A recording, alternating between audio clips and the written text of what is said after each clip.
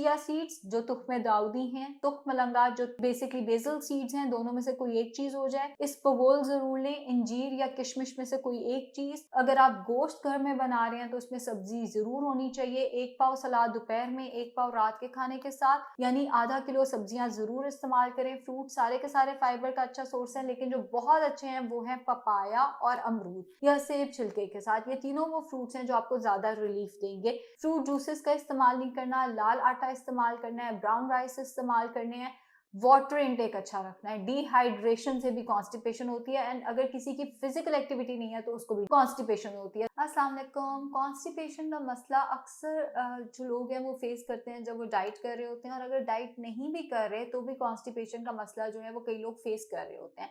कुछ लोगों को साल साल कॉन्स्टिपेशन रहती है, बचपन से ही उन्होंने ये देखा होता है कि उन्हें कॉन्स्टिपेशन है और वो कभी भी ठीक नहीं होती। दवाइयां जब तक लेते रहेंगे ठीक हो जाएगी, जैसे ही दवाइयां छोड़ देंगे कॉन्स्टिपेशन का मसला वापस आ जाएगा। ऐसे लोगों के लिए प्रोबायोटिक्स साशे बहुत जरूरी होते हैं। बेसिकली प्रीबायोटिक्स एंड प्रोबायोटिक्स ऐसे लोगों ने जरूर लेने हैं। हमारे गट में दो तरह का बैक्टीरिया, हमारे पेट में दो तरह का बैक्टीरिया, एक अच्छा बैक्टीरिया, एक बुरा बैक्टीरिया। कभी कभी हम कोई दवाई खाते हैं या हमारा लाइफस्टाइल ऐसा होता है जिससे हमारे पेट का अच्छा बैक्टीरिया खत्म हो जाता है, और साल साल मैदे के मसले मसाइल रहते हैं, जिनमें से एक मसला कॉन्स्टिपेशन का भी हो सकता है।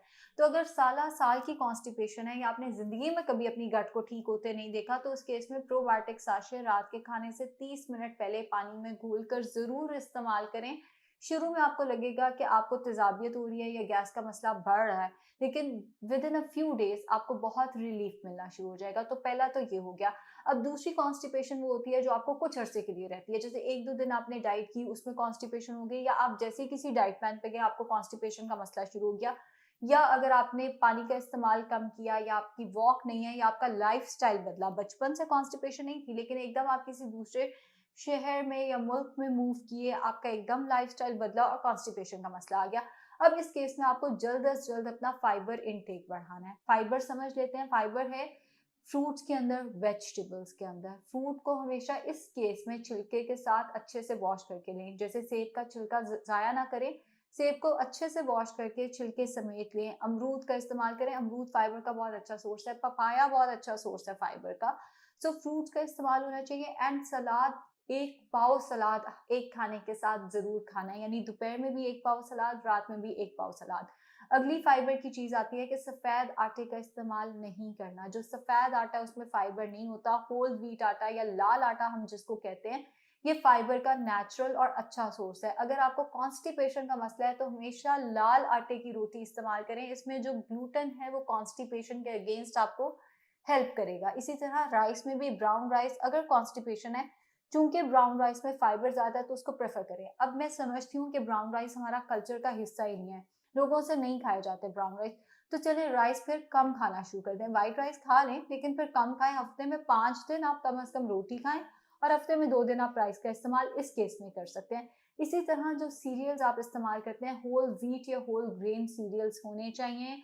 फ्रूट्स के साथ साथ, वेजिटेबल्स के साथ साथ आपने अपना डेयरी इंटेक भी अच्छा रखना है। दूध या दही का इस्तेमाल करें। एंड दही बेहतर है कॉन्स्टिपेशन के पेशेंट्स के लिए, बिकॉज दही जो है वो प्रोबायोटिक्स का नेचुरल सोर्स है। जो प्रोबायोटिक्स के नेचुरल सोर्स है उनमें एक तो है कांजी का रस। कांजी होती है काले रंग की गाजर, जिसको हमने पानी में भिगो के 3 दिनों के लिए धूप में रखना होता है। तो जो पानी तैयार होता है उसे हम कहते हैं कांजी का रस। प्रोबायोटिक्स का अच्छा सोर्स है। अब हर जगह काली गाजर नहीं मिलती और हर जगह कांजी का रस प्रिपेयर करना नामुमकिन है, तो योगर्ट उसका ऑल्टरनेटिव सोर्स है, एंड आसानी से अवेलेबल है, हर घर में अवेलेबल है। घर में बना के भी लिया जा सकता है, बाजार का जो योगर्ट है वो भी इस्तेमाल किया जा सकता है। सो दही का इस्तेमाल जरूर करें।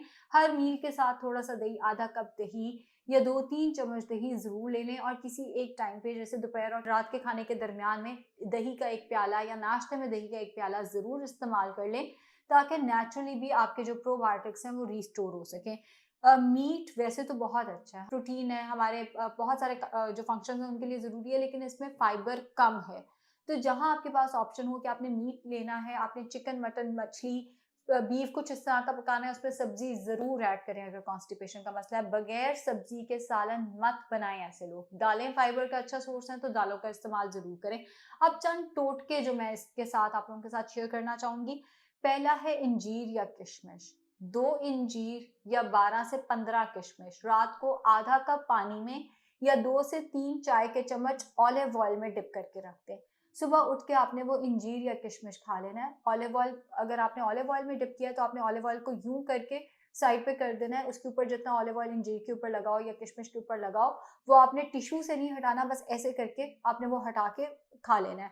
पानी में अगर आपने भिगोया, आपकी मर्जी, आप वो पानी पीना चाहें या वो आप पानी फेंक दें, पी लेंगे तो ज़रा ज़्यादा बेहतर है। इसके साथ साथ सना टी, सना मक्की, वैसे हम सब इसका इस्तेमाल जानते हैं, लेकिन जो सना मक्खी है जब हम घर पे ट्राई करते हैं अक्सर लोगों को उससे डायरिया हो जाता है। अगर मैं आपको सेफ डोजेज बताऊं, 2 चाय के चम्मच सना मक्खी 1 कप पानी में 2 से 3 उबाले दिलवाकर शाम को 4 से 5 बजे के करीब इस्तेमाल करें, लेकिन ये हर एक को सूट नहीं करती। कुछ लोगों को ये डायरिया कर सकती है, कुछ लोगों का बीपी बढ़ा सकती है, तो इससे बेहतर है सना टी, जो कि आपको बनी बनाई लाहौर के हर अच्छे स्टोर से मिल जाएगी। लाहौर में अगर आप नहीं रहते तो बहुत सारे ऑनलाइन जगहों पे जस्ट सेना टी लिख के सर्च करें, आपको ऑनलाइन कोई ना कोई डिलीवर करता हुआ नजर आ जाएगा। तो सेना टी बेहतर इसलिए है बाहर की, बिकॉज इसमें रिस्क जरा कम हो जाता है। फिर अगली चीज है इसबगोल। हम जानते हैं इसबगोल फाइबर का अच्छा सोर्स है, नेचुरल सोर्स है। 2 खाने के चम्मच इसबगोल 2 ग्लास पानी में डालकर दिन में किसी भी टाइम ले लें। आइडियल टाइम शाम 6-7 बजे का है।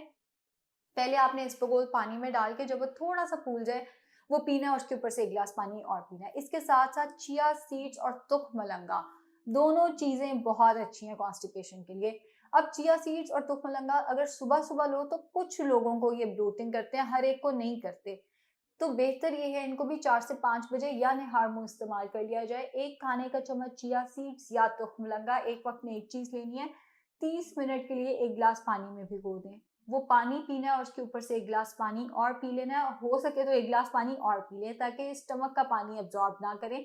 सो चिया सीड्स जो तुख्मे दाऊदी हैं, तुख मलंगा जो बेसिकली बेसल सीड्स हैं, दोनों में से कोई एक चीज हो जाए। इसबगोल जरूर लें, इंजीर या किशमिश में से कोई एक चीज।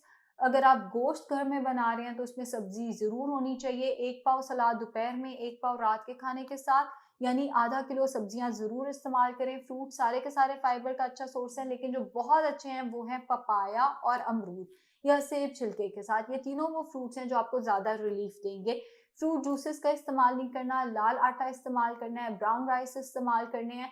वाटर इनटेक अच्छा रखना है। डिहाइड्रेशन से भी कॉन्स्टिपेशन होती है, एंड अगर किसी की फिजिकल एक्टिविटी नहीं है तो उसको भी कॉन्स्टिपेशन होती है। तो फिजिकल एक्टिविटी आपने कम से कम 30 मिनट्स की वॉक जरूर करें ताकि आपकी इंटेस्टाइनल मूवमेंट हो।